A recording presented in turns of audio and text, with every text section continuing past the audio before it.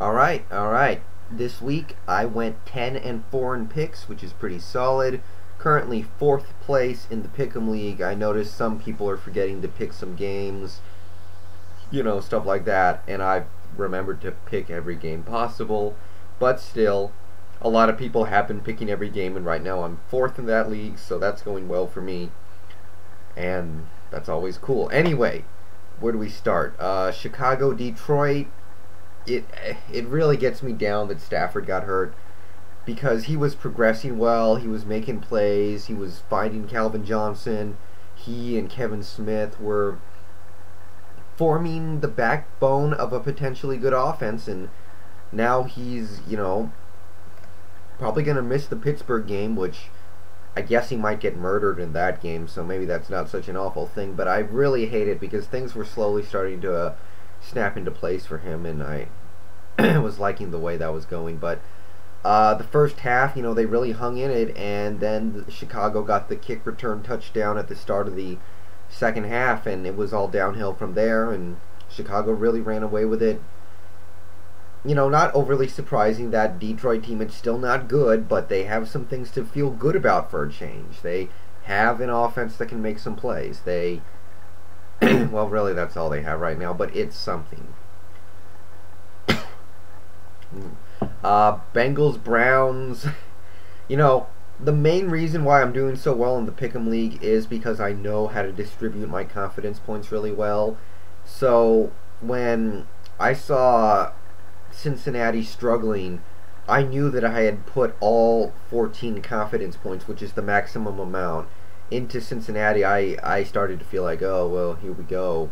You think you got a slam dunk, and you don't. But, Cincinnati just can't stop playing these close games. And it really can't happen. That Cleveland offense should never score a touchdown when you look at it. They should be scoring like one touchdown a month, and I know it wasn't all on the defense, but giving up 20 points to Cleveland, that has me scratching my head, and I don't really know what to make of that. I mean, Pittsburgh scored 20 on them, Denver scored 12 on them, and 6 of those points were a fluke, and who else did they play? Oh yeah, Green Bay, they gave up 24 points, but 2 of those touchdowns were created by defense, so I still don't trust Marvin Lewis. I still don't think he's a very good coach. I have no faith in him to take full advantage of the talent that he has. So far, it's working well for Cincinnati, but when I look at a game like this, I can't help but think, is this on Marvin Lewis at all? Houston and Oakland. Luckily, this game stayed the hell away from my television. At least Redskins and Buccaneers was close. I mean, at least there was something competitive going on in that game. I can't think of any. I read somewhere that as of right now, Jamarcus Russell's completion percentage is lower than Joe Mauer's batting average. Oh boy. I liked the guy coming out of college. I still think it's not completely out there for him to get things together, but I've watched him play once or twice this year, and I thought Leftwich was inaccurate, but he just slings it out there 10 yards over the receiver's head, into the turf, everything imaginable. It's awful, and I feel bad for that franchise, the Oakland Raider franchise, because they really couldn't afford to take a bust, and they did, it looks like. And now McFadden's out, and McFadden didn't do anything for me today, Sunday, I know, because I had to start him in fantasy, because both my fantasy teams suck this year. Guys I drafted included, Frank Gore, who's out for a month, Tom Brady, who's not playing well, Randy Moss, he finally got in the end zone, who else? Oh, Portis and LT, both of whom look like they're washed up, so if I can even make the playoffs in either fantasy league this year, it's a goddamn miracle. But, Houston, maybe they're starting to kind of sort of round into shape. I mean, it reminds me of some of the Colts teams of the early OOs. A lot of offense, no defense. But those Colts teams had one of the best quarterbacks in the league.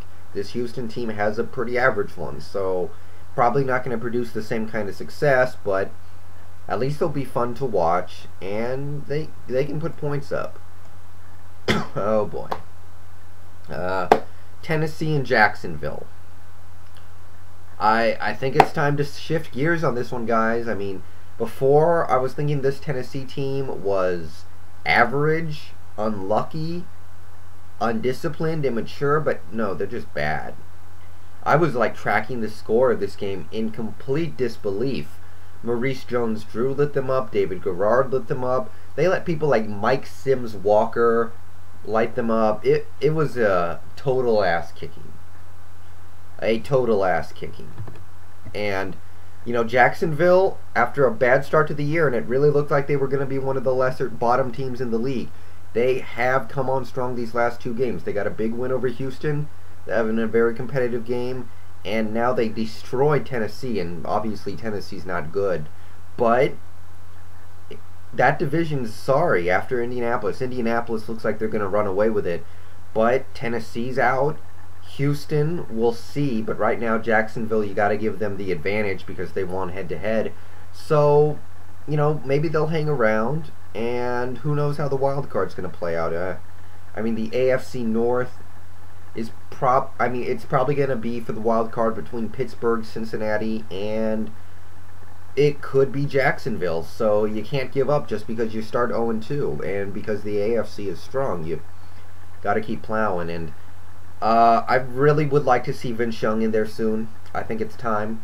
I know Jeff Fisher already said that he's going to stick with Kerry Collins, and you know Kerry Collins is not really the problem, but got to try something new. And when he says that he's not going to bench Kerry Collins, that kind of says to me that he still thinks Tennessee has a chance, which I think is a little too optimistic. I know this Tennessee team started 0-5 a few years ago and ended up finishing 8-8, but it's I don't know.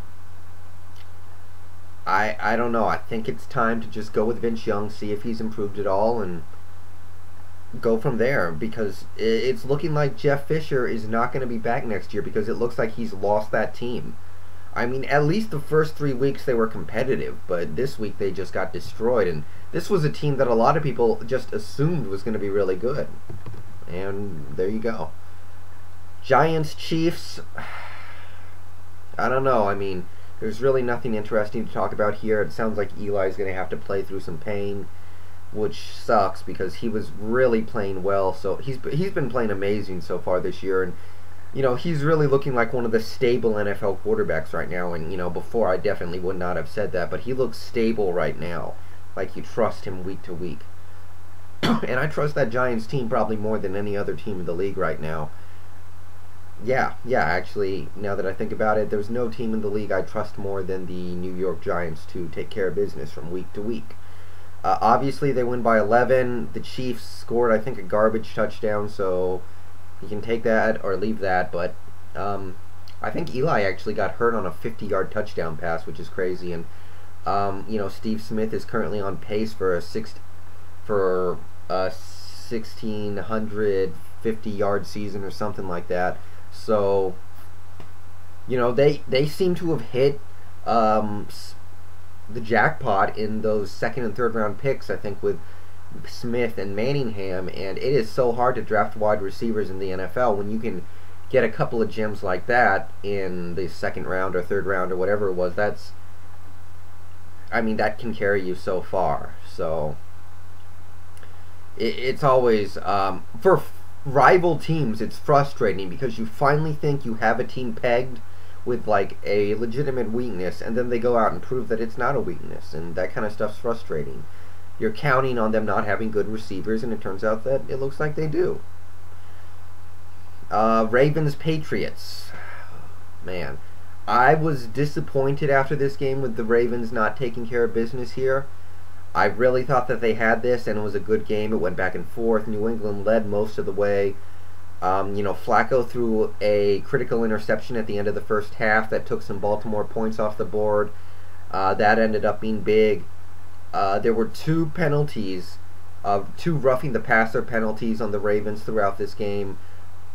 that received a lot of that were very controversial. I personally haven't seen them yet, so I don't know, but that's kind of the norm in the NFL right now. I mean, it'll go both ways. I mean, if you go look back at Week 1 when New England played Buffalo, Trent Edwards got uh, Patriot defenders hit Trent Edwards twice and got called for roughing the passer on plays that really didn't look like they warranted a penalty. So it's going to go that way for every team in the league, and unfortunately we got to put up with it. But Flacco played real well. The pick hurt, but he played really well.